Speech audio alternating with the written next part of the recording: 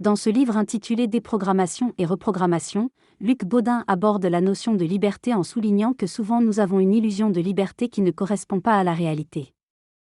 Il illustre cela avec l'exemple d'une femme qui avait le choix entre deux emplois, l'un situé loin de chez elle mais offrant des opportunités d'évolution professionnelle, et l'autre proche de chez elle mais sans réel avantage. Elle a finalement choisi le second emploi pour éviter de prendre sa voiture, mais ce choix était influencé par une croyance inconsciente selon laquelle elle ne réussirait jamais dans la vie.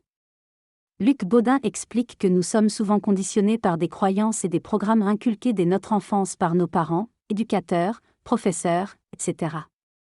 Il souligne également l'importance des valeurs limitantes que nous avons créées et qui nous empêchent de nous épanouir pleinement. En résumé, ce livre met en lumière les différents facteurs qui influencent nos choix et notre perception de la liberté, et propose des pistes pour se déprogrammer de ses limites et se reprogrammer vers une liberté réelle. Il est important de comprendre que nos croyances sont souvent héritées de nos lignées familiales et de la société dans laquelle nous vivons. Le problème est que nous les prenons souvent pour des vérités absolues, sans remettre en question leur validité. Les médias jouent également un rôle dans la propagation de certaines croyances, parfois de manière délibérée. Il est donc essentiel de prendre conscience de nos croyances et de les remettre en question afin de se libérer de leur emprise. La généalogie et les expériences vécues par nos ancêtres peuvent également influencer nos croyances et comportements. Par exemple, une femme qui découvre qu'elle a choisi un partenaire similaire à sa mère célibataire, remontant ainsi à plusieurs générations. Il est donc important de comprendre que nos croyances peuvent être manipulées et influencées par notre propre histoire familiale et sociale. Le livre aborde le concept de croyance et de programmation subconsciente. L'auteur souligne l'importance de se libérer de ces programmes pour pouvoir penser et faire des choix en toute liberté. Il explique que les croyances peuvent être positives ou négatives, et qu'il est essentiel de se débarrasser des croyances dévalorisantes qui nous empêchent d'avancer dans la vie. L'auteur raconte l'histoire d'une femme qui attire toujours le même type d'homme violent, montrant ainsi comment les croyances peuvent influencer nos expériences. Il aborde également la loi d'attraction et explique que si cela ne fonctionne pas pour certaines personnes, c'est souvent à cause de leurs croyances inconscientes. En conclusion, il faut apprendre à diriger notre attention vers ce que nous voulons plutôt que ce que nous ne voulons pas. Cette conversation aborde différents sujets liés à notre comportement et à nos croyances. L'idée principale est qu'il existe des blocages qui nous empêchent de vivre harmonieusement et de réaliser notre plein potentiel. Ces blocages peuvent être liés à un manque d'amour de soi, à des croyances limitantes et à des programmes inconscients. Il est également mentionné que nous pouvons être manipulés par des implants, qu'ils soient technologiques ou chimiques. Ces implants peuvent influencer notre comportement et nous rendre apathiques ou agressifs. Enfin, l'article mentionne un exemple d'un pilote de ligne renvoyé pour avoir refusé de pulvériser des produits chimiques lors d'un vol. Cela soulève des questions sur les effets de ces produits sur notre santé et notre bien-être. L'alimentation joue un rôle important sur le cerveau, notamment grâce à l'axe intestin-cerveau et la flore intestinale. Une alimentation déséquilibrée peut favoriser des troubles mentaux tels que la dépression, les psychoses ou les troubles bipolaires. Le choix alimentaire, comme la quantité de viande consommée, peut influencer la production de neurotransmetteurs tels que l'adrénaline, la noradrénaline et la dopamine, qui peuvent être bénéfiques en petite quantité mais néfastes en excès. Une alimentation végétale peut favoriser la sérotonine, l'hormone de la sérénité. Par contre, il est important de trouver un équilibre entre les deux types d'alimentation. En ce qui concerne le fluor, son utilisation est controversée. Il est largement utilisé dans les dentifrices et dans le sel fluoré dans les écoles en France. Cependant, il s'agit d'un déchet industriel bon marché, et les preuves de son efficacité pour la santé dentaire sont discutables. Il existe des études contradictoires à ce sujet, et il est avancé que le fluor aurait été utilisé par les nazis et les soviétiques à des fins de manipulation et de contrôle du comportement des prisonniers.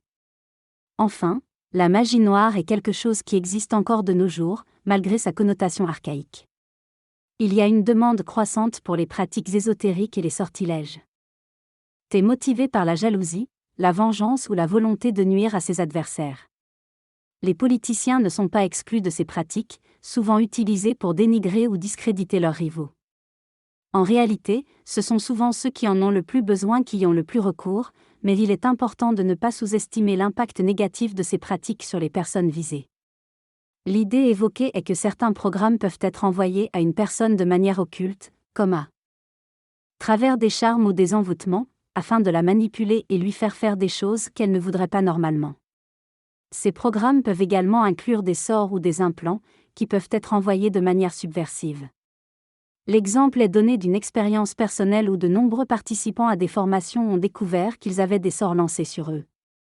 Cependant, ceux qui envoient ces programmes pourraient également subir les conséquences de leurs actions. Elle est également mentionné que l'esprit de masse de l'humanité est souvent tourné vers la négativité, ce qui peut renforcer les égrégores existants.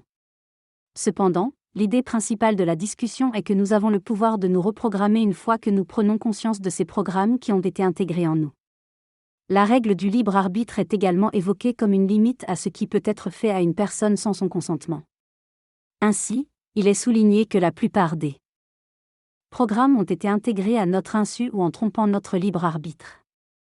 Dans cette discussion, il est question de prendre conscience de nos propres croyances erronées et de remettre en question les vérités absolues qui nous ont été transmises par notre éducation, notre entourage et les médias. On nous invite à reprendre notre pouvoir, à faire des choix conscients et à nous débarrasser des programmations limitantes. Un protocole est proposé dans le livre pour nous aider dans ce processus de libération, en commençant par une intention claire, en nettoyant les mémoires et en reprogrammant nos pensées et nos actions de manière consciente. L'objectif est de retrouver notre pouvoir créateur et de voir les événements d'une manière plus objective. La personne exprime le fait d'être plus sereine et d'avoir sa propre opinion. Elle souligne l'importance de ne pas avoir d'opinion préconçue qui pourrait fausser nos jugements et choix de vie. Elle invite à utiliser notre pouvoir de choisir où nous dirigeons notre attention. Elle évoque également la nécessité d'une information juste et équilibrée pour ne pas être influencée par de fausses croyances. Elle parle de se libérer du jugement intérieur et de l'ego, qui prend souvent une place trop importante dans la société actuelle. Elle critique également l'idée selon laquelle le bonheur dépendrait de notre ego et des biens matériels, soulignant que le bonheur réside plutôt dans le partage, la compassion et la compréhension de l'autre. Elle aborde également la question de la prévention et du fait que nous pouvons être soumis à de nouvelles programmations qui peuvent être tentantes et pernicieuses. Elle conclut en soulignant l'importance d'élever notre vibration et de refaire le protocole régulièrement pour ne pas être vulnérable à ces programmations. Elle illustre cela par l'exemple de Jésus, qui malgré sa haute vibration, a été tenté par de nouvelles croyances. Le diable est toujours tentant, c'est le principe même. Il tente nos désirs secrets et nos aspirations. Pour contrer cela, il est important de se mettre dans l'amour, même si ce n'est pas facile à faire en permanence. Le livre de Luc propose un protocole qui peut libérer et simplifier notre vision du monde.